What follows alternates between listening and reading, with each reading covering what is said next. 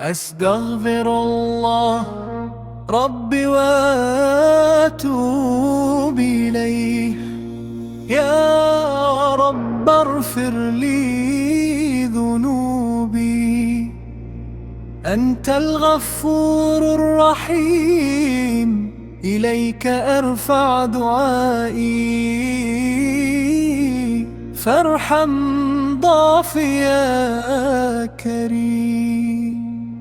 يا واسع الرحمة طهر قلبي بالإيمان، واجعل لساني ذاكرا، وارزقني حسن الختام، ثبتني على الصراط، نور قلبي بالقرآن، وأكرمني بالتقوى. يا رب لا تكلني لنفسي، واجعلني من الصالحين، أحب لقائك يا رب، وأرجو رضاك دائما، أنت ملاذي ومولاي، لا إله إلا أنت، سبحانك إني كنت من الظالمين.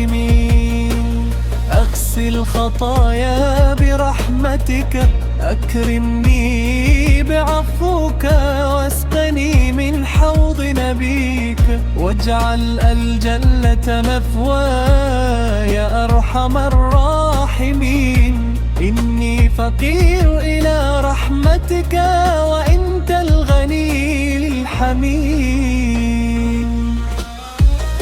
هب لي قلبا سليما، واجعل عملي خالصا، وعني على ذكرك وشكرك وحسن عبادتك. ارزقني خشيتك ولا تحرمني عفوك، واجعلني من التوابين، وألحقني بالصالحين.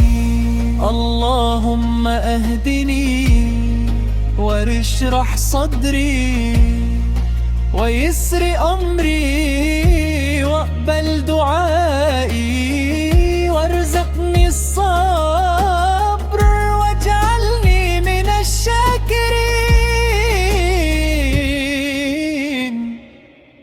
وأدخلني برحمتك في عبادك الصالحين.